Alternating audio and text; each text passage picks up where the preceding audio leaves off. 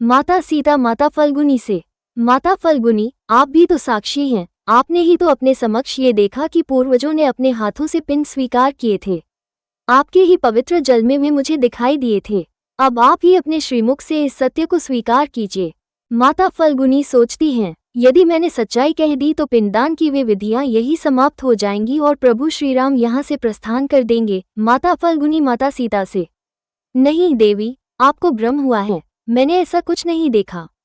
असुर निकुंभ हनुमान जी से, कोई नहीं रोक सकता मुझे, क्योंकि मैंने अपना कार्य अपने जन्म से आरंभ कर दिया है। सोच बदलता हूँ मैं सबकी।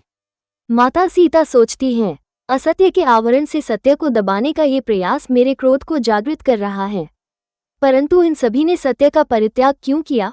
माता सीता कहती हैं, आप सबने ऐसे मिथ्या वचन क्यों कहे? विश्वास ही नहीं होता। आपका सामान्य आचरण विपरीत, आपकी सोच में असत्य कहाँ कहाँ से घुल गया? ऐसे पवित्र कार्य में असत्य कहना आप सभी को भीषण श्राप का पात्र बनाता है। हनुमान जी माता सीता से कहते हैं, माता, आप सर्वथा उचित कह रही हैं, पर आपने ही अभी कहा कि असत्य और मिथ्या इन सब के आचरण में नहीं था। ये सभी असुर निकुंभ की आसुरी सोच से प्रभावित है। वे दुष्ट सर्वत्र अपने राक्षसी सोच का प्रचार कर रहा है। माता, जिनका ये दुष्ट परिणाम है, परंतु मैं चकित हूं कि संपूर्ण जगत का मार्गदर्शन करने वाले आज इतनी आसानी से अपने बताए मार्ग से कैसे भटक गए। हनुमान जी गौ माता से कहते हैं, गौ माता, धर्म की प्रतीक है आप सदैव परोपकार करती है, अपने दूध से सबका पालन पोषण करती है आप। माता, आपने कैसे किसी और की निकृष्ट सोच को ग्रहण कर लिया?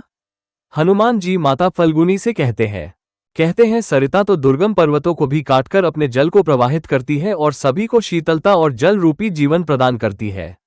आश्चर्य है कि आज इतने तुच्छ पत्थर ने इस जीवनदायिनी सरिता को उसके मार्ग से भ्रमित कर दिया। हनुमान जी माता फल्गुनी से कहते हैं, माता, मन की तन की शुद्धता की प्रतीक है आप। अपने प्रभाव से दूसरों के मन को पवित्र करती हैं। फिर आपने अपने हृदय में अशुद्धि को कैसे प्रवेश होने दिया?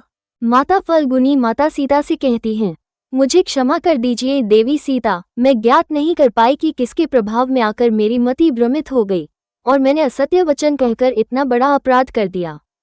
पुजारी माता सीता से कहते हैं, माता, राक्षसी सोच से प्रभावित होकर हमसे बहुत बड़ी भूल हो गई, जिसके लिए मैं क्षमा योग्य नहीं हूँ। मेरा आपसे निवेदन है, कृपया हमें कठोर से कठोर दंड दीजिए। माता सीता, आप सभी असत्य और अधर्म की काली सोच से प्रभावित होकर असत्य कहा, इसलिए मैं आप सभी को श्राप देकर दंडित जरूर करूंगी। परंतु हाँ, आपने अपनी भूल स्वीकार कर क्षमा याचना की, इसलिए मेरा श्राप अंततः आपके उद्धार का कारण बनेगा। माता सीता गौ माता से कहती हैं, गौ माता, भोजन के लोभ में असत्य का साथ देने के कारण मैं आपको श्राप देती हूँ कि आज से आपके मुख को अपवित्र माना जाएगा, परंतु अपनी भूल को स्वीकार करने के फल स्वरूप आपके गोबर को शुद्ध माना जाएगा।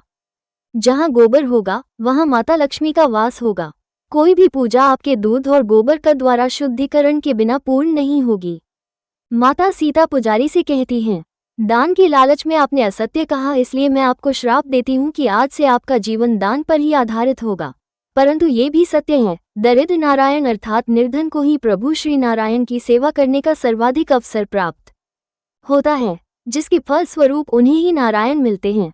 सीता माता माता फल्गुनी से कहती हैं, माता फल्गुनी, आपने जीवनदायिनी सरिता होने के बाद भी अशुद्धि के विकार को स्वीकार किया, इसलिए मैं आपको श्राप देती हूँ कि आज से आप धरती के ऊपर नहीं नीचे से प्रवाहित होंगी, जिससे धरती के ऊपर की बाहरी अशुद्धियों से सुरक्षित रहेगी और सूखे के समय आपका जल प्रभावशील नहीं होगा।